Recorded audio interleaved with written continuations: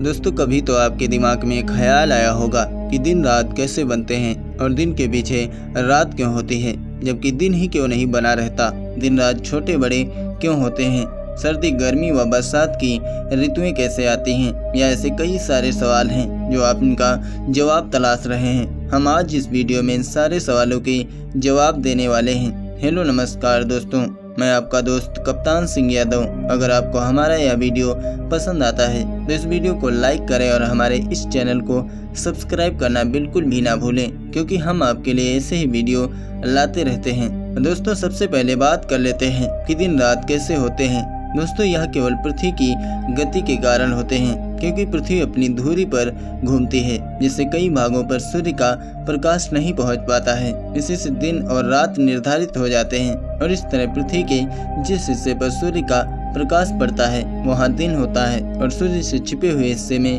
रात होती है। दिन के पीछे रात और रात के पीछे दिन क्यों होते हैं? दोस्तों हमारी पृथ्वी लट्टू की तरह अपने कक्ष यानी अपनी धुरी पर घूमती है, जिसे हम पृथ्वी का परिभ्रमण कहते हैं। पृथ्वी के एक परिभ्रमण काल में लगभग 24 घंटे का समय लगता है। इसमें पृथ्वी के धरातल का लगभग आधा भाग सूर्य के सामने से होकर गुजरता है, जिस कारण सूर्य का प्रकाश पृथ्वी के इस हिस्से पर पड़ता है, जिससे यहाँ दिन होता है। और पृथ्वी का आधा भाग जो सूर्य के पीछे के साइड में रह जाता है, यह भाग अंधेरे में रहने के कारण यहाँ पर रात होती है, जैसा कि आपको वीडियो में स्पष्ट रूप से दिखाया गया है। इस प्रकार परिभ्रमण के एक चक्कर में लगभग आधे समय के लिए रात और आधे समय के लिए दिन रहता है और फिर दूसरा चक्कर आरंभ हो जाता है, और इस प्रकार रात के बाद दिन और दिन के पीछे रात होती है। 24 घंटे के एक परिभ्रमण काल को साधारण भाषा में एक दिन कहते हैं। हमारी पृथ्वी का कोई अपना प्रकाश नहीं होता है, यह सिर्फ सूर्य के प्रकाश से ही चमकती है। दोस्तों अब बात कर लेते हैं कि दिन रात छोटे बड़े क्यों होते हैं। हालांकि दिन और रात में यह परिवर्तन केवल कुछ ही घंटों का होता है, लेकिन धरती के कुछ ऐसे भी क्षेत्र हैं जहां ये चक्र बिल्कुल ही अलग है।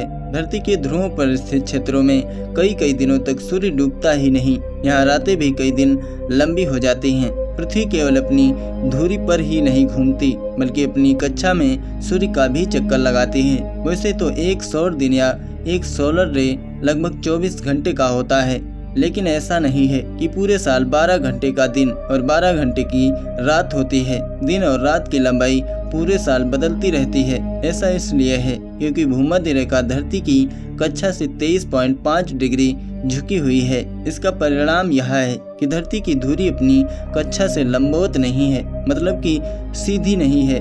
धरती जैसे जैसे अपनी कक्षा में घूमती है, सूर्य के साथ इसकी धुरी का झुकाव भी बदलता रहता है। साल के किसी एक समय में धरती के दक्षिणी ध्रुव का मुख सूर्य की तरफ होता है और वहीं किसी दूसरे समय उत्तरी ध्रुव का मुख सूर्य की तरफ होता है। इस वजह से साल भर दिन और रात की लंबाई बदलती रहती है। ऋतुएं कैसे बनती हैं और ठंडी और गर्मी और बरसात का मौसम कैसे बनता है? दोस्तों साल के किसी भी एक समय धरती के एक गोलार्ध का झुकाव सूर्य की ओर अधिक होता है, जिस वजह से विपरीत गोलार्ध सूर्य से दूर हो जाता है। जो गोलार्ध सूर्य की तरफ अधिक झुका हुआ होता है, उस हिस्से में सूर्य का प्रकाश सीधे पड़ने की वजह से वहाँ मौसम गर्म रहता है और दिन लंबे होंगे, जबकि विपरीत गोलार्ध में मौसम ठंडा रहेगा और रातें लंबी होती हैं। हर साल पहले एक गोलार्ध सूर्य के नजदीक होता है और फिर दूसरा गोलार्ध सूर्य के नजदीक होता है। इसी से मौसम बदलते हैं। दोस्तों मार्च में दोनों में से किसी भी गोलार्ध पर सीधी धूप नहीं पड़ती, इसलिए मार्च में उत्तरी इलाके में गर्मी का मौसम और वहीं दक्षिणी इलाके में सर्दियां होती हैं।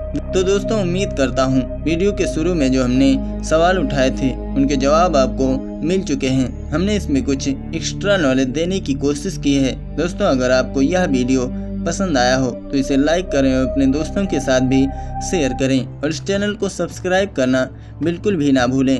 Thanks for watching this video.